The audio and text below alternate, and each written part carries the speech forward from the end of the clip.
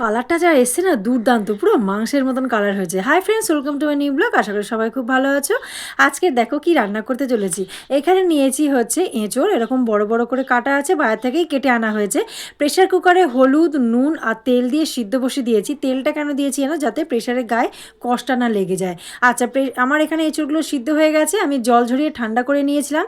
আচ্ছা, এর মধ্যে টমেটো কুচি, পেঁয়াজ কুচি দিয়ে দিয়েছি। পেঁয়াজগুলো ছোটো ছোটো করে কুচাতে হবে। এর মধ্যে পরিমাণ মতো নুন দিয়ে দিলাম। আর ওই যে চামচটা দেখছো, ওই চামচে 3 চামচ মতন আমি বেসন দিয়ে দিলাম। আচ্ছা, এইপরে এই যে এঁচড় যে সিদ্ধ করেছিলাম, এর জলটা কিন্তু ফেলে দেবো না। দেখো এঁচড়গুলো খুব সুন্দর সিদ্ধ হয়ে গেছে। এরপরে আমি বেসন আর টমেটো, পেঁয়াজ, নুন একসঙ্গে সব মেখে নেবো। মাখা হয়ে গেছে, তারপরে আমি দিয়ে দেবো এর মধ্যে জোয়ান, কালো জিরে আর কাঁচা লঙ্কা।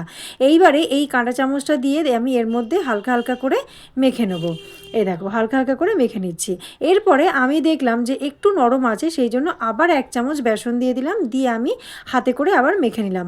কড়াইতে তেল দিয়ে দিয়েছি। এবারে গোল বলের মতন আকার আমার করতে সুবিধা হয়ে গেছে। আগেরটা নরম হয়ে গেছিলো বলে হচ্ছিল না। তো দেখো আমি কড়াইতে তেল দিয়ে আমি বড়াগুলো এবার ভাজতে বসিয়ে দেবো গোল গোল করে নিয়ে। দেখো আমি উল্টে পাল্টে দিলাম। আচ্ছা, এই করে আমি সবগুলো বড়া আমার ভাজা হয়ে গেল। ভাজা হয়ে যেতে আমি একটা জায়গায় তুলে রেখেছি। এরপরে আমি গ্রেভিটা বানাবো। তার জন্য কড়াইতে তেল দিয়ে আমি দিয়ে দিলাম গুঁড়ো হলুদ, ঝাল লঙ্কার গুঁড়ো। আচ্ছা, 1 টেবিল চামচ হচ্ছে ধনে গুঁড়ো দিলাম। আর এই সময় আঁচটা কিন্তু একদম লো থাকবে। এর সময় কিন্তু আঁচ বাড়ানোও যাবে না, মিডিয়াম না, একদম লো, নাহলে মশলাগুলো পুরো পুরে কালো হয়ে যাবে। আচ্ছা, 1 টেবিল চামচ জিরে গুঁড়ো দিলাম।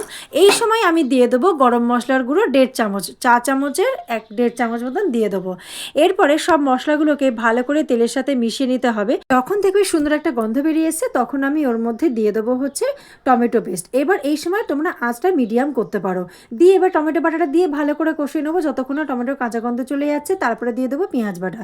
পেঁয়াজ বাটা দিয়ে নিয়েও আমাকে ভালো করে কষিয়ে নিতে হবে, কারণ যতক্ষণ পেঁয়াজের কাঁচা গন্ধটা চলে যাচ্ছে ততক্ষণ অবধি আমি কষিয়ে নেবো মিডিয়াম ফ্লেমে। আচ্ছা, তারপরে আমি দেখো মশলাটা কষানো হয়ে গেছে, তেল ছেড়ে এসছে। এই সময় আমি আঁচটা আবার আমি কমিয়ে দেবো। দিয়ে আমি দিয়ে দেবো টক দই। টক দইটা ওর মধ্যে দিয়ে আমি আবার ভালো করে মিশিয়ে নেবো ওই মশলাটার সঙ্গে। কারণ এই সময় যদি বাড়ানো থাকে তাহলে টক দইটা ফেটে ফেটে সে ছানা ছানা মতন দেখতে হয়ে যাবে। সেই জন্য এই সময় একদম আঁচ কমিয়ে দিয়ে আবার টক দইয়ের সঙ্গে মশলাটা ভালো করে কষিয়ে নিতে হবে। এবার কষানো হয়ে যাওয়ার পরে এঁচোড় সিদ্ধর যে জলটা আমি রেখেছিলাম সেই জলটা ওর মধ্যে দিয়ে দেবো। কারণ এই জলটা দিলে টেস্টটা আরও বেড়ে যাবে, সেই জন্যই বাইরে অন্য কোনো জল দিইনি, এঁচোড় সিদ্ধর জলটাই দিয়েছি।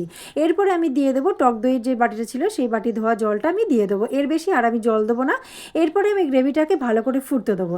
ভালো করে ফুটে গেছে, এরপরে আমি বড়াগুলোকে ওর মধ্যে দিয়ে দিলাম। বড়াগুলো দিয়ে মোটামুটি 5 মিনিট মতন ফুটাতে হবে মিডিয়াম ফ্লেমে। 5 মিনিট মতন ফুটে গেলেই দেখো এরকম হয়ে এসছে আমার। এবারে আমি নামাবো। তো আজকে রান্নাটা কেমন লাগলো অবশ্যই কমেন্ট করে জানাবে। তোমরা অবশ্যই একবার এরকমভাবে রান্না করে খেও। দেখো কালারটা কিন্তু খুব সুন্দর এসছে।